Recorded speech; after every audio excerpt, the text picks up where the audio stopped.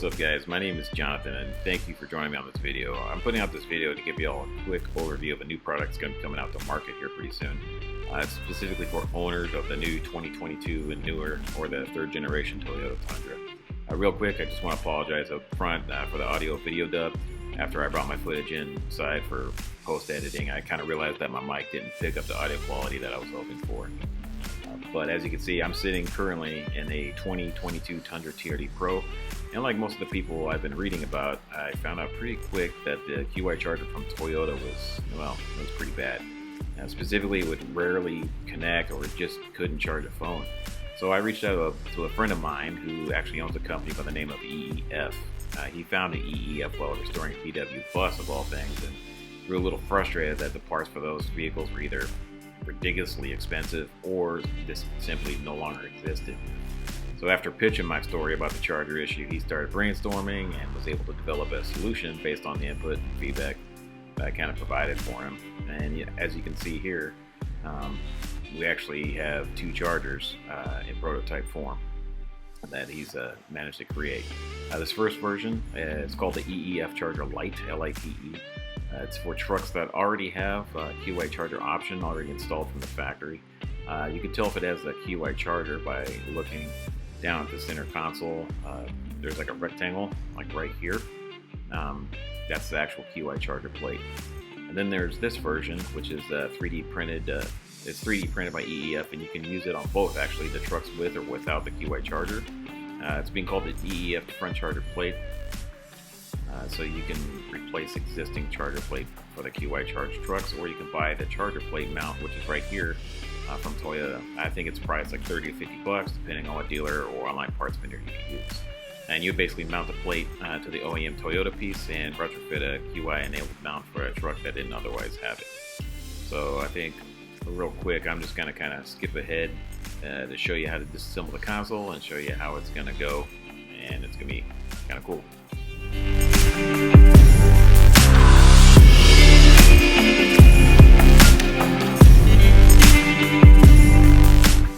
Alright guys, so I'm going to go ahead and start to disassemble the console. And again, this is just meant as a demonstration video. There will be a full installation walkthrough video along with instructions available when you actually buy your product to help guide you through all the required steps. We are going to install this EEF light charger. Again, it's designed specifically for those trucks who already have a QI enabled truck from the factory. On the console, if you look down there, you can see the charger plate sitting in plain view right here. And the plan is to remove the Toyota QI charger unit from the back of that plate and then replace it with the EEF charger. The other version, there's not much difference between the light and the other version called the full plate charger or FP charger. The purple paint that you see on the charger here is not meant for production, it's just an in-house thing so we can tell which piece is actually being prototyped. But I did want to point out that the FP versus light chargers are essentially the same thing, except that the FP gets a light charger pre-installed on a replacement plate. It was intended to be an option for those who prefer a legit plug-and-play version but already have the QI charger from Toyota. For those without the factory charger pre-installed, you still need the FP charger. Just know that you'll need that plate right here mount. You need that plate mount from Toyota. In both options, the installation is exactly the same. It's just the guys without the factory charger want to have to shell out 700 bucks for a QI charger that doesn't work. So getting straight into it, the only instruments you're really going to need for this install is going to be a 90-degree pick tool, Phillips head screwdriver, and this piece, which you don't really need, but I got it from Home Depot to help pry apart the console. It's just a panel removal tool. The two tricky parts of this disassembly are going to be getting the shifter off and then removing this center trim bezel right here. But we'll set all this stuff off to the side and keep pressing forward here. First part's pretty simple, just two panels right here. They go out to the side. But before I start, one thing to note, the SR5 Limited and Pro trims, I believe, are on a similar build, so the console is going to look just like this one. I believe it's the Platinum and Up have a different console design with a different cover plate or something like that. But the parts in the installation should be very similar, if not the same. But again, it's going to be a similar disassembly, just in general. So first thing, we're going to remove these two trim pieces by pulling them out to the side, and they should come right off.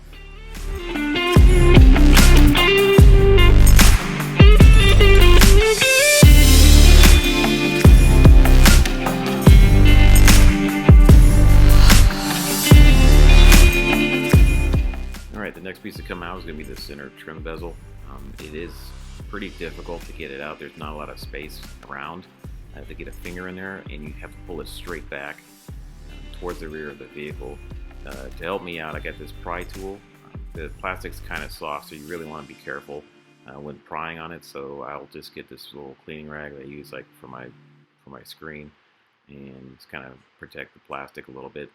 I'm going to reach in over here behind the edge of the console, or the bezel, and use the emergency brake plate or panel there to kind of get a little bit of leverage to kind of pry it loose, or just create some space right there, so that I can either get a finger in or take the pry tool and get it behind there and pull straight back. I will say that I've taken this console apart several times now for various prototypes. Every single time it's a real finger pincher, in the sense that I don't have long nails or anything like that, but I have bent back quite a few just trying to get in there, and then yanking, and something on the inside kind of clips the front of that finger, and it's pretty painful. So if you have a pry tool, I highly recommend using it.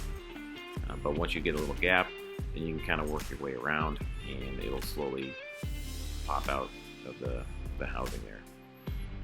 And just use the pry tool to get a little bit of leverage on the opposite side. And just keep in mind that the clips are all the way at the back as well, not just up front by the shifter. And then you can see the red clips right there as it comes out, and we'll set it off to the side. Alright, next thing to come off is going to be the shifter handle. I'm just going to push down on the boot, straight down. And then I'm actually going to get my phone out, and I'm going to use the front camera to look up underneath there so I can see the clip that's keeping the handle on. It's kind of a pain to see and to detach. So I'm actually going to time lapse, even though I've taken it apart a couple times.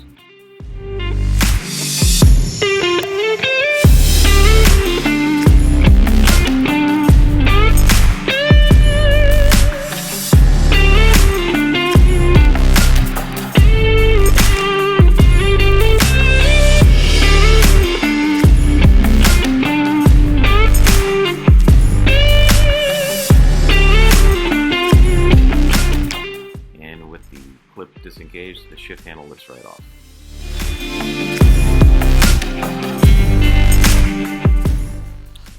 Alright, now that I have the shifter off, I'm going to show you kind of what's underneath. I actually used a 45-degree pick to get at that ring, gave me a little extra reach. Underneath the shifter, you'll see the C-shaped retention ring right here. It goes around the front of the shifter. The front of the shifter is actually on this side right here, but you need to pry in between the plastic and that ring and push it as far forward as possible, and then once you get enough space on there, then the shifter will lift right off. I highly recommend replacing that clip back to its original position as soon as you get to this step, because without it fully seated back to its original position, when you go to push it down and then put the boot back on, then the boot won't attach correctly if that clip's not fully engaged. We'll put the shifter off to the side. The next thing to come off is going to be these two panels right here. They lift straight up towards the roof of the truck. Super easy. And then the next piece is the emergency brake / hazard kind of piece right here. That pulls straight to the rear. We're going to see two connectors. The bottom one is for the e-brake. I don't recommend taking that off, only because the fact that when I did one time, it's like the truck forgot the position of the emergency brake, and I had a hard time getting the truck to relearn the position of the emergency brake. So we can leave that connected for now. It's not going to play a major factor or get in our way too much, but we are going to take this top one out. The white one you see at the top behind the hazard lights, and that's going to give us the room that we need to get this panel out the way.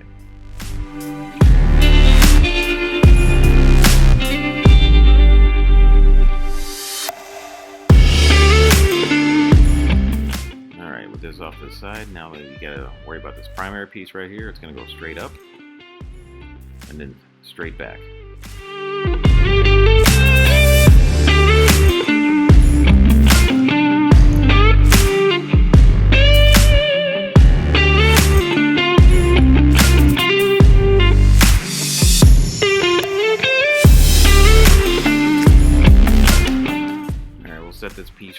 now we have access to the charger plate mount. There is a wire loom that's kind of connected to the back, and there is a connector. If you have a QI charger enabled, it's going to be this black one, this small square black one right here. You'll have to disconnect that from the QI charger and then disconnect the loom from the back of the plate mount here.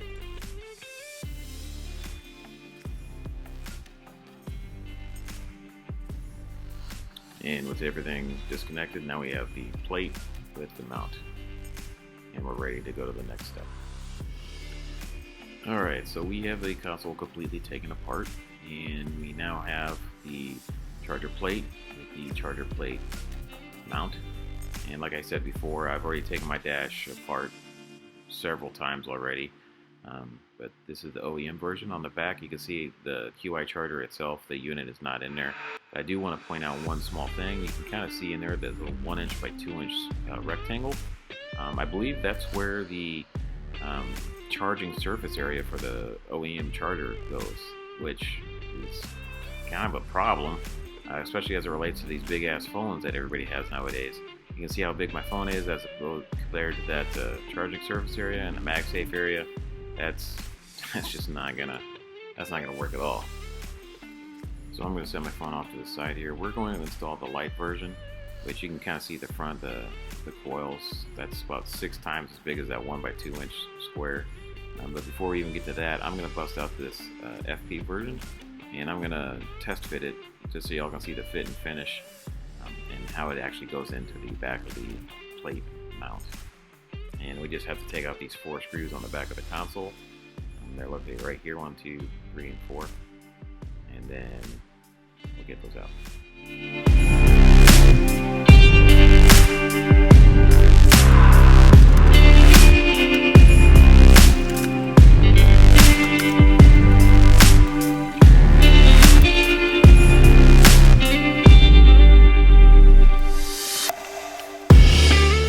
Alright, and there you have, there's your OEM plate, and when you look over here and compare it next to the EEF version, they're pretty similar in size and shape. However, there's noticeable differences.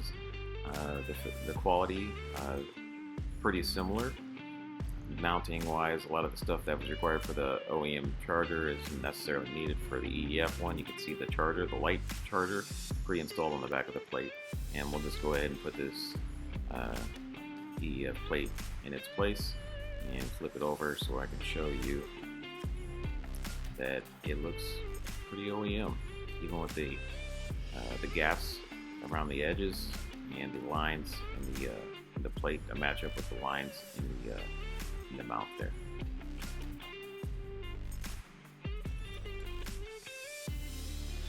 Alright, so I'm going to set this off to the side. I'm just going to go ahead and put the light version in and use my OEM plate that came with my truck. And I'll go ahead and jump ahead to when everything's back installed. Boom, everything's back together. This is where the LED portion is going to go. But one thing I do want to point out is when I took my QI charger off, there was a bunch of dielectric grease or something on the back side of that. I think it's to promote chargeability, I guess. I'm not sure, but you have to clean that off, and because this is going to use 3M tape to stick to the back, it's not going to stick if there's that grease on there. We'll take the back side of this 3M tape off real quick, and an alcohol wipe is included with your purchase to help you clean some of that stuff off. Just make sure it's clean and dry before you stick the 3M tape into it.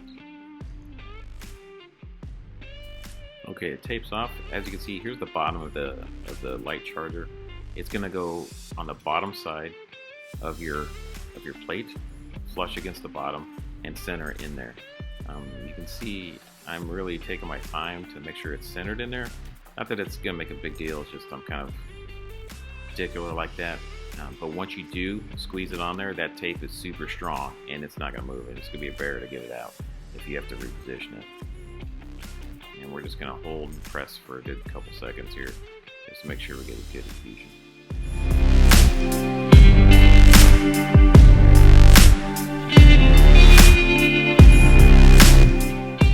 Alright, give it a little wiggle there. Yeah, that's not going anywhere. Next part that we're going to do is we're going to kind of assemble this LED. Everything's still attached to the charging unit, but we'll take this little piece of tape off and attach to the underside of the LED kind of cover plate here.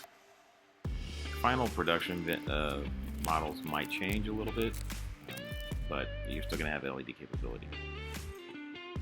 So now we have everything put back together. We have the charger plate mount, the charger plate itself, and the EEF charger light on the back. And all we have to do is connect it to power. We'll use a charging cable. It's a regular run-of-the-mill cable. You will receive one with your charging unit.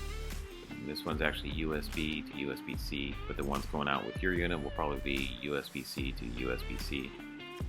And we'll plug it in and we'll give it a test run real quick before we start reassembling. Just plugs right here in the top, and then we'll run it over here to the center console and see if it lights up. Alright, everything's plugged in. We'll turn the truck on, see if we got power. Which I noticed as soon as I turned the truck on, that green light came on. That means that the unit is getting power. And then I'll go over here and grab my phone. I have an iPhone Pro Max 12. Put a better picture on there for you.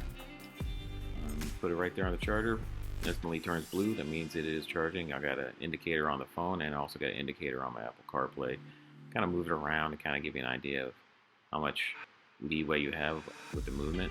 If it starts flashing, that's because there's a charging connection issue and or something that's not compatible with the QI charger is on there. All you have to do is just take it off and let it reset itself, and then put it back on, and it'll reset.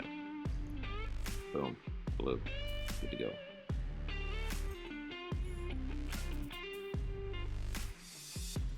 Alright, with everything good to go, we'll put the phone off to the side and turn the truck off, and then we are ready to move to the next step of reassembling the console.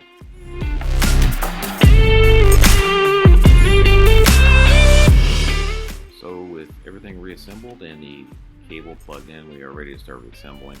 I'm just pushing my seat forward just so I can reach forward comfortably. The charging cable itself is going to be temporarily stored right here in the middle, and then it will run south out of the charging plate mount. And then we'll start to put that back inside the dash. This QI charger plug, if you have it, that's not needed anymore, so it can hang out behind the console. Nothing's going to happen to it.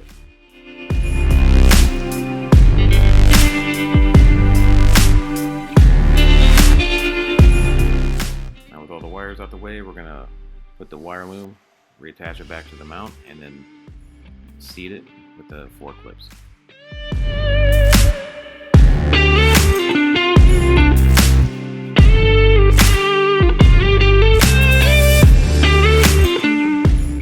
So the next piece that's going to go in is this main center console piece. We're just going to tuck the wire inside the console temporarily and just have it extending out to the left side of the console. When reassembling this portion, if something's gonna get hung up, it's probably gonna be the shifter on the shifter boot. So just go slow so you don't scratch anything up or really mess stuff up. There's a lot of clips involved, and so you just want to make sure that everything gets put back to where it's supposed to be.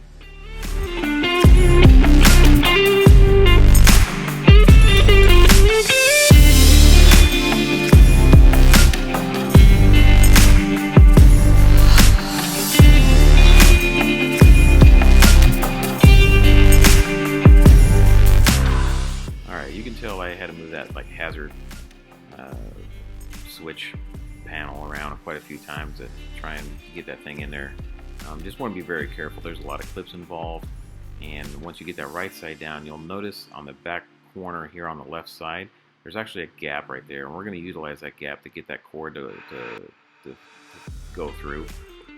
Right here where my finger's at, you don't want to get that thing underneath that console panel. You just want to feed it through that little gap right there, with just enough slack where it looks clean, but not so much where it's just loosely inside your console and not so tight where it might actually damage the cord. So just get it in that corner, plug it in, and then set the appropriate length of the cord.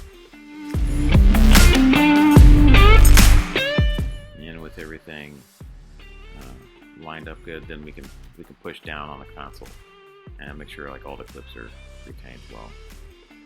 And then we can move on to the hazard light switch panel. Make sure we plug in that that top one. You can see I forgot to put the shifter boot down. That takes a lot of pressure off that center console piece. And then we'll just reattach the connector, and this will push straight back in towards the front of the truck.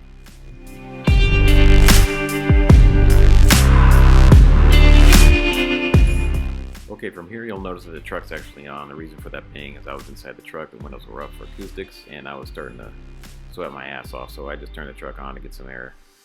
You don't need to have the truck off at this point. You can keep it running if you wanted to. We're only reassembling plastic pieces, all electronic portions done. And we're going to start once again with this center trim bezel. You want to seat the bottom ones first because they slide forward. If you get the top portion first, you won't be able to slide these ones horizontally into their seats. So we'll do the bottom sections first, and then we'll go back up to the top and seat the top portion. From there, we'll get the side panels of the actual console storage area. They slide from the top to the bottom. Make sure those teeth are in the grooves. Just push down. And then these little side pieces right here, they push towards the center of the console. To the left. And then there's the right. And then finally we have our shift handle. If you place that clip on correctly, you'll find out pretty quick because it'll slide on and it'll lock down, and then you'll try and put the boot on. If the boot pops off easy, that means you have to take the handle back off and make sure that clip is in there securely how it's supposed to go.